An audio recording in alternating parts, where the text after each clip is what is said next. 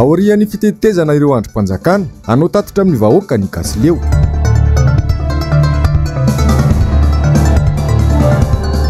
Fikaonandom-pirenena vahaolana ho an'ny vahoaka malagasy no tanjona amin'io hoy ny antoko-timina.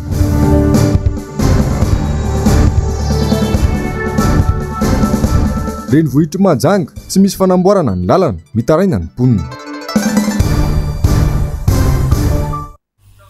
Alarobia fahatelo ny volana Aogositra taona 2024 manatitra ny arabainay tompoko lasy sy tompoko vavy tonga soa ato anatin'ny fotoana ny fampalalam-bavao manasana ho mpananjanary anaraka izany hatramin'ny farany. Namaly ny ACC androany ny vovonana Gasileo nandritra ny fanateran'izy ireo ny taratasy fitarainana no ny fanitsakitsahan-dalàna nataon'ny filohan'ny Rajoel teny amin'ny CFM no nilazan'izy ireo izay avalikafatra izay Asin'Andriamalala sy Toky Ramallah. Tsy maintsy isy ny tatitra amin'ny vahoaka ho karakaray ny vovonana Gasileo aorian'ny fitetezan'izy ireo ny androm-panjakana misy eto Madagasikara mba tsy ho tompotrano miono ny vahoaka malagasy. Ka hoy izay amin'ny vahoaka malagasy hoe matokisa ny vovonana Gasileo fa hatramin'ny androany dia nanome toky anareo izay fa tsy maintsy anao tatitra amina sehatra anankiray aoriana ny fahavitany ny dingana rehetra izay efa natomboka hatrany am-boalohany ary misy finalité ny zavatra ataon'ny vovonana Gasileo fa tsy sanatria aitraitra anay-pitarika na fahataitaira anay-pitarika hoe misy alako bika tsy tiako tareka andeha anohitra fa manana tetika mampaika mirona makany amin'ilay anarenana ny firenena ihany koa ny vovonana Gasileo dia ny anomboanay azy dia io fitanisana ny fanitsahana ny lalam-panorenana io. Omaly dia laza ny fitsarana avy momba lalam-panorenana fa ny haute cour de justice ny antenimieram-pirenena no afaka manala ny filohan'ny repoblika amin'ny toerany. Namaly izany avy hatrany androany ihany koa ny Gasileo.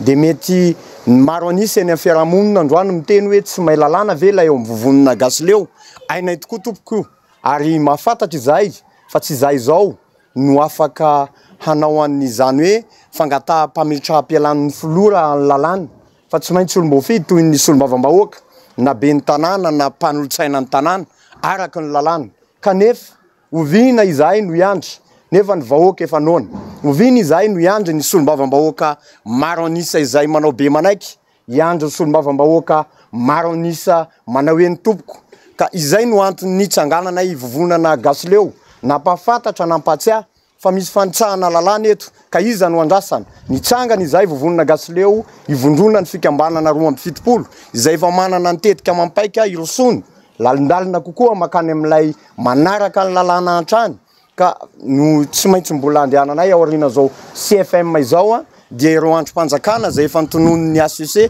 raha namaly ny valiteny ho anay Gasileo izy satria najainy sy nanaja tanteraka ny fanaja tamin'ny fepitaona ny fametrahana raha ny ACC no milaza hoe tokony ny raha ny tandrify raha ny lalàna dia ny assemblée no afaka manatanteraka izany ny olom-boafidy no afaka manao manatanteraka izany fangataha-pametraha pialan'ny filoha izany raha ohatra ka manitsakitsaka lalàna karaha ny valiteny azonay ny vovonana Gasileo dia ambaranay amin'ny vahoaka malagasy fa mahafapo anay rehefa tsapany avy eo anivon'ny fitsarana avy momba lalam-panorenana fa misy andraikitra tokoa ve zay ny fandraisanay avy eto anivon'ny Gasileo tsy araka ny lalàna no raisin'ny fanjakana no hitsahany ny lalàna matoa izy miteny tsy zahay no tandrify anao an'izany fa tsy maintsy mety ireo olom-boafidy izay efa notanisaina avy eo anivon'ny fitsarana avy momba lalam-panorenana. Androany dia ny androm-panjakana CFM dia tsy ampy folo indray no nanateran'izy ireo ny taratasy mirakitra ny fandikan-dalàna nataon'ny Andry Rajoel. Fahinian'ny mpitondra letika ao an-tsain'ny vahoaka malagasy ankehitriny fa seza no tediavin'ny mpanohitra amin'ny fikasana anatanteraka ny fikaonando nasionaly ny tondra fanazavana momba izany androany ny teo anivony antoko tiky Madagasikara tsy tokony amafilainga sy amitaka vahoaka tahaka izany intsony ny fitondrana manoloana izao olana mahazo ny firenena izao indrindra fa ny fikasana hanodina indray ny safidim-bahoaka amin'ny doublon amin'ny fifitenana ho avy io. Azerimainy Minjanary sy Mathieu Prince. Fantanina mipetraka atreto ny hoe tena mahafantatra ny antony fitakiana ilay fikaonando nasionaly izay takiany hervelona rehetra eto amin'ny firenena ve ny fitondrana Rajoel sa mody tsy mahafantatra fa variana miaro seza fotsiny. Milaza mantsy ny mpitondrateny ny filohan'ny repoblika fa afaka mifampiresaka ny fanjakana raha toka zavatra mahasoan'ny vahoaka. Atreto anefa dia tazana ny falainan'izy ireo ifampiresaka manoloana ny olana mahazo ny vahoaka malagasy ankehitriny. mazava ny tanjony antoko izay mitaky ny fikoana nasionaly dia mba isoroana ny krizy mety ho ateraky ny fifidianana izay ho atao eto na oela na oaingana raha eo ihany koa ny famana izay olana iainana ankehitriny izao fa tsy fitadiavan-tseza velively araky ny voizin'ny fitondrana rajoela ankehitriny io hoy ny antokotima androany mahagaga mihitsy ny fihetsiky ny fitondram-panjakana tsy miraharaha tsy mamelanjana zany concertation nationale zany concertation nationale zany na fikonan-doam-pirenena fitadiavana vahaolana miaraka zany amin'ny fiainam-pirenena amin'izao fotoana zao satria mandalo crise lalina kely firenentsika mandalo crise ara-toe-karena mandalo crise ara-sosialy na mety tanana raha-panjakana koa ary be dehibe zavatra tsy mety anatin'ilay izy zay nge dika ny concertation nationale ary savy iandry ve mifanjakana fidenan'ny olona andalambe amin'izao fahantrana mahazo azy zao amin'izao fahoriana mahazo azy zao voataitra amin'ny fanjakana ilaina ny concertation nationale mbola star zao ry fanjakana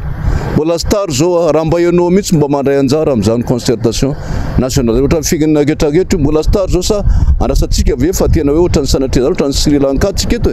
na ohatra ny Tunisie tsika eto ka za dia miteny hoe ilaina ny concertation tsy fitadiavan-tseza mihitsy zany tena zava-dehibe amin'io nge dia resaka code électoral aloha anankiray zay nge anisan'ny tanjona amin'io anatsarana zany code électoral zany anisan'ny thème principal anankiray na tapaka ry zareo atao zany anatsarana code électoral mba hisy fifidianana marina eken'ny rehetra tena satria ny mahazo Madagasikara mihitsy nge mivoa amin'izany alabato zany amin'izany osika zany tsy tapa mifanjakana ve zany fa mitady vahaolona nge tsika rehetra na mifanjakana zany na ny mpanohatra zany atsona daholy mba hiconduire ahoana ny anatsarana azy mba hisin'ny stabilité politique mba hisin'ny fitondrana politique zany nge nisany eo dia resanao koa mazava ho azy norana manjady amin'ny firenena fitantanana amin'ny lafiny sociale toe-karena économique tsy fitadiavan-tseza mihitsy zany fa tritra na oela na oaingana tsy maintsy misy ny élection ka misy ny élection tsy maintsy jerena zany code électoral zany jerevantsika inona ny lesoka inona ny tokony atao adidin'ny fanjakana eo mamerina an'izay indray adidin'ny fanjakana nge manao an'izany dialogue zany aza mieritreritra mihitsy hoe fitadiavan-tseza le izy raha ohatra ny fanjakana ka tsy miraharaha mihitsy fa mihevitra fa tsisy dikan'izany dia mietrehanareo ry mpanohatra mietrehanareo ry parti politique maro samihafa toizy ny ezaka fa nataon'ny comité mixte de préparation concertation toizy ny ezaka ataonareo satria fa manomboka mandeha izy io aza membotra ianareo na tsy metsika ary ny fefikaima tsy mampaniny zany fa tombotsy ompirenena ny jerevantsika manomboka mitaki ny irosona amin'izany ihany koa moa ireo mponina any amin'ny faritra maro eto Madagasikara ankehitriny saingy mbola be marenina ny fitondrany atraiza marina no marodrefa ametrahany fanjakana fa mandroso sy miadampinaritra ny vahoaka malagasy amin'ny fomba hitantanan'izy ireo any Madagasikara izao ary karena fahobe miba 700 ny vidim-piainana miamiakatra isanandro ny orinasa-mpanjakana miapotika toy ny Jirama izay ahitana fitokonam-bahoaka etseroa ny vidin'ny lavanil mampitaraina ireo tantsapam-boly azy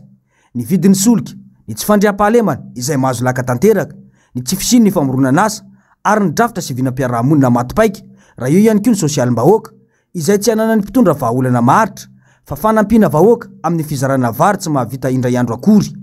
ahina ho mafy ny krizy raha mbola feno osika sy alabato ihany koa ny fifidianana amin'ny taona 2024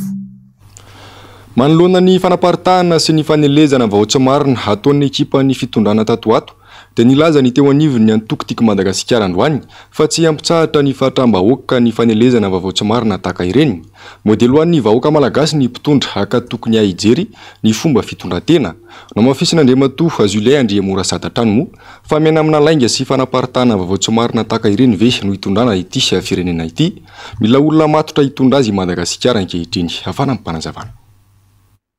mety misy proof fe zany zay foana nge le fomba fiase ary zay nitandremana anatin'ny firenena anankiray anjaran'ny fanjakana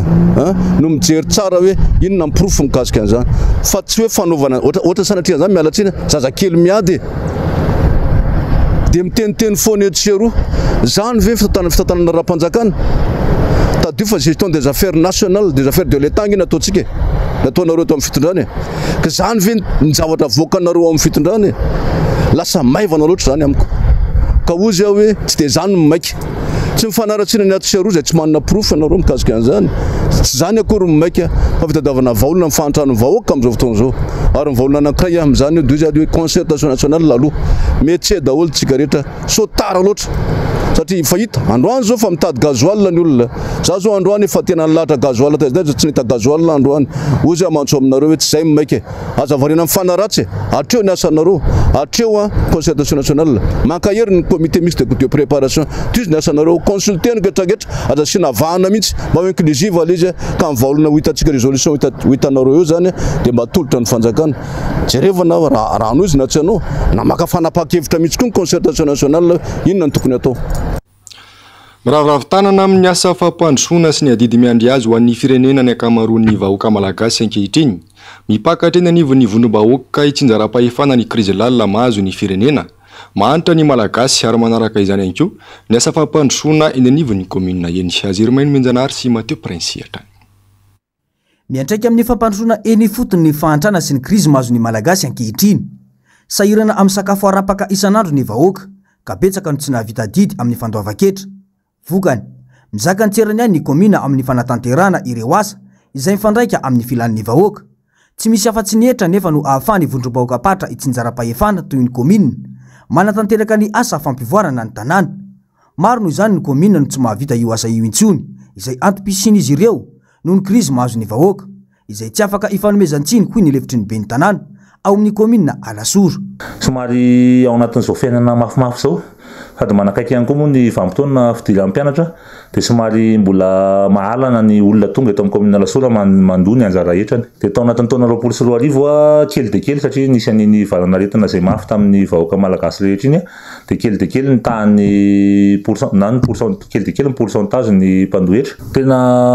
mafy le fiainana amin'izao niakatra daholo ny vidim-pianarana manontolo ao anatin'le fiakarany vidy solika ihany koa dia somary sahirana ny olona dia noho izay mafy zay dia kely ny vola miditra ao anatin'ny toe-bolan'ny commune fa ny commune miezaka foana amin'ireo asa rehetra fampandrosoana izay azo atao fa mbola maro nefa le asa tokony hoenjehana dia mbola maro zany ny vola tokony mbola tatiavina ary manentana ny olona mihitsy mba ho tonga andohetra raha ho any ity commune ity manokana dia isy ny fidinana ifotony izay ho atao mba anairana ny vahoaka amin'ny fanatanterana io adidy io manomboka ny herinandro izao no anatanterana izany raha ny fanazavana araka nambara teo dia manomboka ny 7 aogositra ho avy izao ny fidinana ifotony ho ataon'ny commune Alasoro amin'ny fanakakezana ny vahoaka amin'ny fanefana ny hetra eto amin'ny commune ka eto dia manentana antsika mponina Alasoro rehetra antsika vahoaka rehetra eto Alasoro mba ho avy sy anatona an'ireny toerana ireny mba hanefa ny anjara didy amin'ny hetra eto amin'ny commune mba ahafahantsika miaraka mampandroso ny tanànantsika ity satra noho izany ny anantenana fampandrosoana intsony eto amin'ny firenena hatrany amin'ny fanjakana fohibe ka hatrany anivon'ny commune raha tsy foana sy voava avokoa ny olana sy ny krizy miantraika amin'ny vahoaka malagasy izao vahaolana mazava no aroson'ny mpalohitra dia ny firosoana amin'ny fikonan-doha nasionaly ihany mba ahafahana amamany olana ateraka ny krizy sy ny fahantram-bahoaka izao ka mba hisiny tena vahaolana maharitra ho an'ny vahoaka sy ny firenena lafim-baovao hafa kosa indray avoantso ateny anivon'ny cybercriminalité omaly ny mpanao politika Christelle Vieira izy dia anisan'ireo mpitondra tsikera ny fanjakana ao anaty tambazotra sosialy ao androany niakatra fampanoavana avy hatrany ny raharaha ny ministry ny fampianarana ambony Asomako Elia Beatrice no nitory azy raha ny fanazavany araka izao hamanaraka izao Ya zavatra mitranga moa zany ety amin'ny cybercriminalité fitoriana nataony ministre de l'enseignement supérieur Asomako Elia Beatrice makasika hoe nanala baraka azy ao izy zany tamin'ny resaka publication ny hoe misy tompona ndraikitra zay tsy mandray ndraikitra amin'ny asany na ministre na premier ministre na filoham-pirenena dia teo anivon'izay nefa nisy commentaire nitra tamin'ny publication koa zay membre cabinet ny olona io zany Moustapha Nadje ny anarana dia Moustapha Nadje zany zay nitra tamin'ny commentaire ko nanambany avy hatrany dia rehefa nanambany ahy izy dia namaly ahy zany dia nisy tao ilay fifamalina nefa io Moustapha Nadje io no mifosa an'io ministre enseignement supérieur io aty amiko makasika ny hoe vehivavy musulmane izy amin'ilay finoana Moussa Soali koa efa nanao publication io izy roa mihitsy niaran-tifitra tsara dia nipublieny Moussa Soali io zavatra io hoe vehivavy musulmane voalohany tao miditra ao anatin'ny gouvernement dia tsy hitako hoe inona ny infraction ko anatin'izay zavatra zay zany itorinana zany hoe diffamation izy zany nanala baraka anazy nefa ny membre de cabinet miasa ao anatin'ny cabinet ao ministère ihany no mifosan'ilay ramatoa aty amiko amin'ny vie privée tsy haiko hoe iza zany manala baraka anazy za sa ilay olona membre de cabinet anao fahitako an'izany rehetra zany hoe tsy démocrate zany ilay olona mitondra an'ilay firenena tsy démocrate izy zany fa na zavatra kely azo sokajiana hoe hoe azo anaovana fanadihadiana hoe taizana azahoana an'izany amin'ny fo zany dia fa aty amin'ny fitoriana zany zany hoe manenjika foana amin'ny lalàlan'ny fampitsarana fanagadrana zany tiandry zareo atao dia faharoa manaraka an'izay zany hoe firenena zany démocrate Madagasikara dia tokony hiaina malalaka zany zahay avy aty amin'ny opposition maneho hevitra rehefa tsy manao attaque personnel na manompana hoe manambany ny fitondrana ohatr'izay dia resaka fanalam-baraka zany tompoko dia tsy mitombona mihitsy zany fa avy ao amin'izy zareo mitondra ihany voany le fanalam-baraka. Araka ny fampitambavao avorainay ny ariva teo moa dia fantatra fanahiditra ponja vonjomaika eny Tamora ny ity Christelle Vera ny 20 septambra ho avy izao ny fotoam-pitsarana azy raha ny fampitambavao hatrany. Fa tsikera mavay sy ataka ny mahazatra no nentin'ny fandarana miara-manonja tamin'ity sy androany ity ny feom-bahoaka no nentin'ireo mpiantsehatra tamin'izany mba hanarana ny mpitondra fanjakana ny tsikafana indray araka izany tsy ireo tsy fahombiazany ny mpitondra fanjakana Asin'Andriamanala sy Andry Rakotomalala. Mampametra-panontaniana ny maro ny fomba fiasan'izao fanjakana Andry Rajoelina izao greve tseroa fitakiana isak'izay mihetsika. Ny tsy fahaloavan'ny fanjakana ny vola tokony isitrahan'ireo mpiasa no anton'izany grevy sy fitakiana maro izany. Dia voatery manao téléthon manao ka mangataka amin'ny vahoaka na tsy rana na tsy paipaika dia mandoalika mihitsy manao fanambarana. Hoe tsy mihinan-kanina zay, sahirana zay, tsy manana hofatrano zay, tsy afaka mampiana-janaka zay. Dia mba mangataka zay raha afaka manampy anay na revoaka satria tsy manana hitaraina na tsony zay. Mandoalika ny mpiasa satria tsy nandray karamana sy vola dia mangataka mihitsy amin'ny vahoaka na tsy ranana hoe tsy paipaika tompoko. Mitondra vata androtsahana vola ny antony tsotra tsy manana vola hihinan-kanina, tsy maefa hofatrano, tsy maefa saram-pianaran'ny mpianatra sy saram-pidirana. Dia mahafaly amin'ny fitondram-panjakana ve mijery an'izany? Dia rehefa mahita an'izany tsika dia mitefetra diotsika hoe ohatra ny pleziran'le État mihitsy mahita fitokonana, fitarainana, grevy etseroa.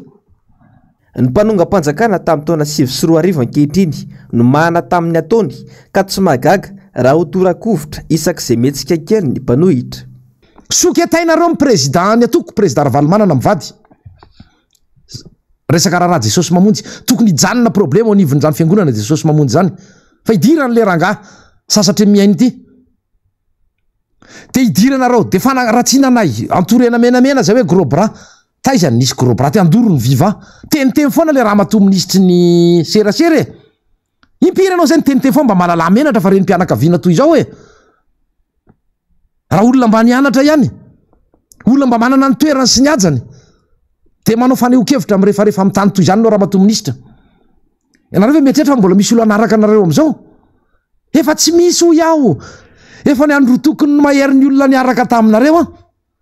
Efa ny findra nakaty amin'ny fanoherana ary mariny izany zavatra teneniko izany. Ny andro tokony mahery an'ireo lehibe anatoko izay nanohana anareo. Na tonga anao ho amin'izao fitondrano izao sy nanohana anao fa tamin'ny 2024 efa nivadika nakaty amin'ny fanoherana anao avokoa. Ny fandarana miara-manonja moa dia arainao eto amin'ny MBS sy ny Radio Mada isan'andro manomboka amin'ny 7 ora sy sasany maraina. Lafim-bavao ny sosialy kosa indray sy asimba tanteraka ny lalana ao an-tampon-tanàna ny Mahajanga amin'izao fotoana izao. Manoatra noho ny komina ambanivohitra ho ireo mponina satria tsy misy fanamboarana ka miteraka olana maro lafy amin'ny fiainana andavanandron'izy ireo. Fa samy mamonjy MBS Mahajanga no mitondra izay sy avavao izay. Efa lasa komina ambanivohitra eto komina urbaine ny Mahajanga amin'izao fotoana izao satria simba tanteraka ny lalana tsy misy fanamboarana. Menimena ny ireo mpitatitra indrindra moa fa ireo mpandeha tongotra mahita ny lalana maro simba sy potika eto Mahajanga amin'izao fotoana izao. Anisan'ny simba sy potika ihany koa ity lalana makany amina corniche ity izay tsy misy mpijery. Voaingana izy io no simba sy potika nefa dia hatramin'izao tsy hitan'ny commune sy ny fanjakana mba hijerena izay lalana izany. Zay tompo tena misy eritreritra fatahorana amin'ny lalana zay avy any miaraka amin'ny bisilina sety avy any Mavoky mandalo eto amin'ny piscine hôtel eto. Ka mba mangataka famonjena haingakaingana mba hijereny fanjakana ny lalana io fa efa miditra ao anatin'ny goudron ohatra ny fa mampanaitaina be anay le lalana mandeha any amin'ny miaraka amin'ny ligne 7 sy ligne 11. Mamay ny fanjakana ny manambola lalana vita amina ciment zay mbola tsy nisy mihitsy tambony tany zany fa lalana vita amin'ny goudron no fahita matetika. Fahita Mahajanga dia zakazahana ny lalana vita amin'ny ciment zay verina fa tsara indrindra araka nambarin'izy ireo. Fangatany ponina sy padia tongotra eto Mahajanga dia ny mba hivitany lalana goudron araka ny tokony ho izy. Fangatana dia mila fanamboarana aingana dia aingana io lalana io. Jamba mifampitatana araka izany ny mpitondra eto Mahajanga sy mpitondra foibe ka farany dia anatin'ny adiny hafarany izay metraka hatrany amin'ny volan'ny vahoaka mihitsy aza. Faniena kosa ny tapavitrihan'ireo mpiala sasatra miainga eo Mahajanga miazo any Antsohihy amin'izao fotoana izao no ny fiakarany saran-dalana sy ny nisy afaratsian-dalana no antony raha ny fanadihadiana samy mamonjy MBS Mahajanga hatrany. Ao anaty fotoana fialan-tsasatra tanteraka isika amin'izao fotoana izao. Raha eo amin'ny lafiny fitaterana kosa dia tsy araka izany ny mpandeha raha ho an'ny mampitohy amin'ny Mahajanga Antsohihy Mahajanga. Vitsy dia vitsy ny mpandeha raha hoarina tamin'ny taona lasa noho ny fiakaran'ny gazoaly sy ny vidim-piainana. Tsena fitaterantsika zao vakances zao izy aloha tokony mandeha tena tokony nandeha mihitsy satria boaka amin'ny fiakaran'ny gazoaly nampanienany isan'le mpandeha tonga dia niakatra be mihitsy le frais 125 ensuite eo lasa 200 000 even izy koa hoe mbo hoe 125 fa mbo takatra amin'ny vahoaka mbo ninday 100 000 nday zanaka nanderanao vacances 100 000 nday hoe 100 000 ndenao vacances fa raha ny karan'ny frais 200 mandeha Antsohihy ohatrany niena mihitsy. Taloha fiakaran'ny vitsy-solika dia tena mbola afaka niaina tanteraka ireo mpitatitra sy ny mpanjifa raha fiara enina isan'andro no mandeha fa amin'izao fotoana izao kosa dia ny atsasa-manila afa-tsy ny entana ampitondraina amin'ny mpamily. Ko ohatra hoe tamin'ny 125 io ina dia enina milasa foana fa izy raha ny karan'ny 200 io telo roa zany tôbily mandeha eo. Eo ihany koa ny aratsiany lalana izay anisan'ny tena mampitaraina amin'izao fotoana toa tsy hitan'ny fanjakana mihitsy anefa izany. Tena mpitatitra izy zany koa le tena marina zany tokony hoe najotso foana le gazoaly dia mipody amin'le frais taloha dia mazaka amin'ny vahoaka fa dahaly fa manao ny ataony lalana koa amin'io fa mila jerena fanjakana mihitsy fa mila fanamboarana zay mandeha any mipody boaka any tsy maintsy tapaka resoro misy ramboarina foana ary le mandeha koa reo hoe andeha raiky zany tsy maintsy voarafa. Lalaoviny fitondrana loatra amin'ny fiainan'ny malagasy tsy lalana vita fandriam-pahalemana gaboraraka vidim-piainana efa tsy zaka intsony sy ny tsy voatanisa toa tsisy fanjakana zany eto Madagasikara. Tokantrano manodidina ny 470 kosa no maikila forehitra omaly atao amin'ny fokotany Bevilany commune Ambanivohitra Tsararano district ny Maheva tanàna olona 20 hanotsy manan-kelofana sy very fananana tokony tamin'ny 4 ariva tanoany no nitranga izany loza izany. Tokantrano iray no voalaza fa no ny andohan'ny afo raha ny loharambavao tsy nisy kosa ny maty na ny naratra saingy efa manokatra fanadihadiana mikasika ity raharaha ity ny manam-pahefana any an-toerana. Fa polisy communale misy 120 androany nahazo fanamariana ny fahavitany ny fiofanana teo anivon'ny polisy pirenena anisan'ny sitraka izany moa ny commune Ambohitrimanjaka. Asin'Andriamalala sy Toky Siramarla. Nampina ny fahefana eo ampelatana ny polisy communale eny anivon'ny tontolo Ambanivohitra ka nisan'ireo commune telo ny sitraka izany ny commune Ambohitrimanjaka izay manana ben'ny tanàna lany tamin'ny anarany Antokotim. Manana andraikitra lehibe amin'ny fandrindrana ny fiainam-bahoaka amin'ny ankapobeny mantsy ny polisy communale. Araka ny fantatsika moa zany polisy communale dia misahana fandriam-pahalemana aloha ny anivon'ny commune. Raha resaka hoe fandriam-pahalemana zany dia sécurité publique voalohany amin'izany dia polisy nationale manana fahaiza-manao amin'izany izy ary manana ny fotodalana amin'ny resaka fifehezana ny sécurité publique dia izay ny antony anankiray. Faharoa ny polisy communale koa zany no misahana ny fanatanterahana ny lalàna eny anivon'ny commune. Zany hoe ninona zara-tapahany anivon'ny commune zany anisany sika anankiray manatanteraka eny anivon'ny reny ny polisy communale aty amin'ny sécurité publique koa zany ny fanatanterahana ny lalàna rehetra dia saika aty amin'ny polisy nationale. Dia izay ny antony faharoa. Ny antony fahatelo moa zany raha tianao zany hoe anana ny fahaiza-manao amin'ny lafin'ny polisy zany satria ny polisy tsy sécurité ihany fa araka tenena teo ny tsena sa ny salubrité ny resaka momba ny fifamoivoizana sany polisy communal koa zany dia ny polisy nationale ihany koa ny tena manana traikefa sy manana fahaizana enti-manao mikasika an'iny dia zay koa ny antony sady ahafahan'le polisy nationale polisy communal moa zany hoe manana n'lay ino zany fahefana amin'izay zany migerea circulation eny amin'ny commune migerea ny bus sy ny taxi eny amin'ny commune. Nisy mihitsy ny famoahana arrêté communal ho fiasany ireto polisy communal ireto. Fiahina ny resaka ara-padiovana rehetra aloha eo ihany koa ny fiahina ho an'ny ordre public ny fandaminana sy ny filaminana ray manontolo eo ihany koa ny lafiny fisahanana nyreny ataontsika hoe ny circulation na ny fifamoivoizana ao anatin'ny commune zany rehetrarehetra zany dia anisan'ny andraikitra izay anapetraka tao anatin'ny arrêté communal mba ho fiasany izy ireo. Androany moa no nanolorana ny taratasy-panamariana fahavitany fiofanana ireto polisy communal ireto tetsy amin'ny FIP Antanimora. Eo amin'ny pejany fahasalamana kosa indray olona 2:04 no voamarina fa mitondra ny tsy mikaretana via sida eto Madagasikara.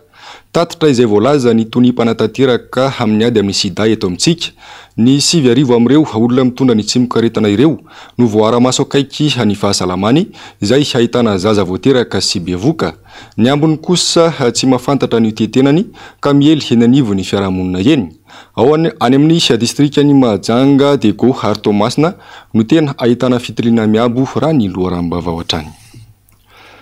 Eo amin'ny pejany maresaka iraisan'ny pirenena kosa indray olona 9 no namoniainy atao anatin'ilay volana tany Espaina vokatry ny afanana meopapana any an-toerana sokajin'olona maro no lasibatra ao anatin'izany fa indrindra ireo zokiolona sy ireo efa nahazo taona sary sy rindra-tsara ny manofo Randria Malala. Tao anatin'ilay volana izany hoe nandritra iny volana Jolay iny olona 2 mahery no fantatra fa namoniainy tany Espaina. Anton'izany ny fiakaran'ny maripana ambony dia ambony zay tsy zaka ny vatan'olombelona mihitsy. Teo anelanelan'ny 12 hatramin'ny 17 Jolay lasa teo ohatra tafiakatra ny amin'ny 17 degré ny maripana tany Espaina. Nanambara ny mpitondra tenin'ny mpitsabo any an-toerana fa miteraka fikorontanana eo amin'ny vatan'olombelona sy ny taova rehetra ao anaty io maripana ambony dia ambony io ary mitondra any amin'ny fahafatesana ho an'ireo tsy mazaka izany. Ireo zokiolona sy ireo efa nahazo taona mihoatra ny 27 taona no tena lasibatra raha ny fanazavana hatrany. Araka ny tatitra avy amin'ny sampana fikarohana iray any Espaina, tamin'ity taona ity no tena nahitana trangana hafatesan'olona be indrindra vokatry izay afanana meopapana izay. Avy roeny ny fahafatesana tamin'ny taona 2012 ary avy efatreny ny fahafatesana tamin'ny taona 2012. Anisan'ireo firenena Eropa mitana ny laharana voalohany amin'ny afanana meopapana ary nahafatesan'olona be indrindra araka izany ny ao Espaina. Ny fandarana ona marina ny Global News ary ny Sahila zao ireo no fandarana arainao aorian zao fampalalambavao izao Tom Petit Amidy ho amin'ny orira io kosa ny lohateny ronan-tsary indray miseho atotry ny ambesaonao ho amin'ny ity androany ity ny tena kosa mametraka ny manapitafa ho amin'ny manaraka indray velomaro.